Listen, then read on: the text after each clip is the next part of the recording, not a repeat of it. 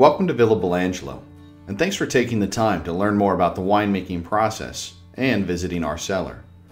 Before we begin the tour, I wanted to give you a brief overview of the winemaking process, the pieces of equipment you'll find below, and address some common questions we hear when visitors take the time to tour our winemaking facility. To begin, Villa Bellangelo purchases premium wine grapes from several prominent sites located directly on Seneca Lake. We commonly refer to them by their vineyard name, and four of the vineyards we purchase most of our fruit from are the Gibson Vineyard, Tuller Vineyard, Morris Vineyard, and Sawmill Creek Vineyard. With the exception of Sawmill Creek, located on the east side of Seneca Lake, the other vineyard sites are all named after the proprietor and are located on the west side of Seneca Lake, just a few miles from the winery. We spend time with each grower throughout the growing season, monitoring the progress of the fruit and determining when harvest should take place.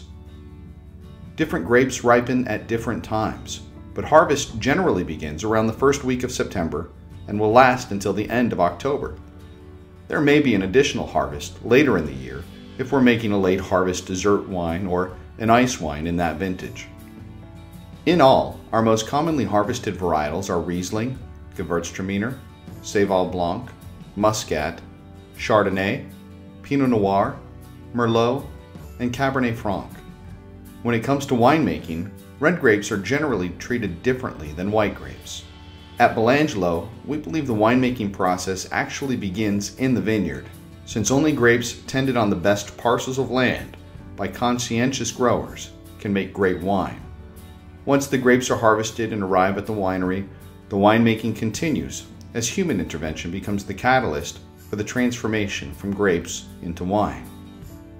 For white wines, the grapes are generally delivered to the winery, the stems and leaves are separated from the grapes in the crusher to stemmer, and the skins, seeds, and juice are all pumped into the bladder press.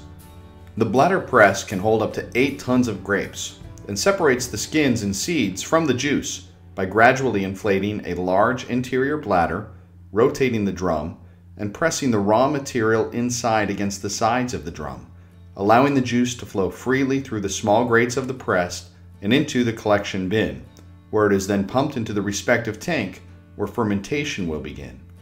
The majority of our tanks were crafted locally by Vance Fabricators, located in Geneva, New York.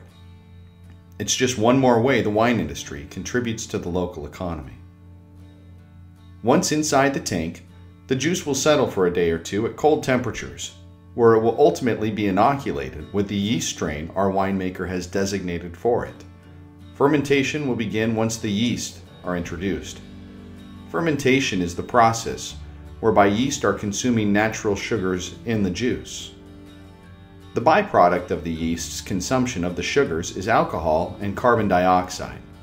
Carbon dioxide is released from the top of the tank through the large gray airlock, which allows the gas to exit without any other materials entering the tank. Fermentation may last anywhere from little over a week to several weeks, or even months. We will often ferment the wine at cool temperatures to help preserve some of the fruity flavors of the wine. Our tanks allow us to cool the temperature of the juice or wine inside, since they are connected to a large chiller, which cycles food-grade glycol through our tank system and enables us to individually cool each tank. The riveted jackets on the tanks are the cooling jackets and enable us to drop temperatures dramatically and quickly. We can use these temperature controls to stop fermentation as well, to preserve some of the remaining natural sugar in the wine, as well as to cold stabilize the wine prior to bottling, to help ensure secondary fermentations do not happen in the bottle. For red wines, we ferment the juice on the skins. This is where the wine will get its red color. The process can be done in either open-top red fermenters or in the large rectangular plastic bins. At least once each day, the skins floating at the top must be punched down into the juice. This is done for a number of reasons, including to ensure the top of the cap does not become too oxidized, to prevent mold from growing, and to further extraction of color and flavor from the skins. Once fermentation and the maceration between the skins and the juice is complete, the juice will be pressed off from the skins, and the red wine will be transferred into the oak barrel where it will age and develop in flavor. For our oak barrels, we use a combination of American, French, and Hungarian oak. Each country produces barrels with different flavor profiles and at different costs, and it is ultimately up to the winemaker to make the decisions as to barrel aging. A brand new oak barrel will contain a great deal of oak flavor that will be imparted into the wine in its first year of use. But with each subsequent use, the oak flavor becomes less pronounced until finally, after 5 to 6 years, we're left with a neutral vessel.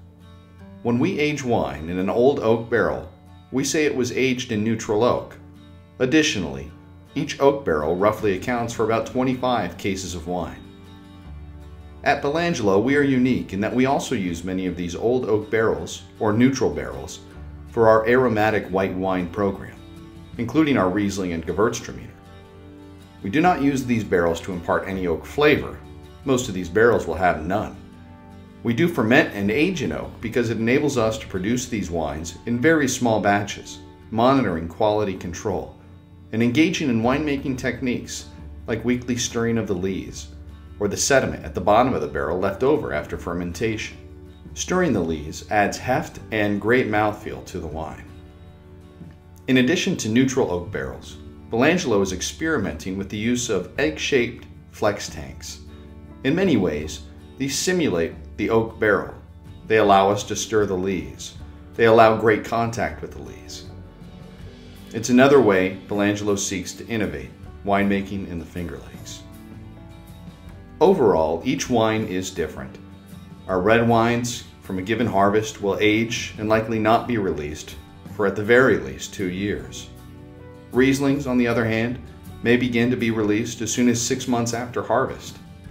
Winemaking is science, but there is also a very important element of artistry. At Bellangelo, we have striven to ensure that the most important aspect of our wines is the unique flavor profile you find in the Finger Lakes, the flavor profile given to us by the land. It provides our wines with a genuine sense of place.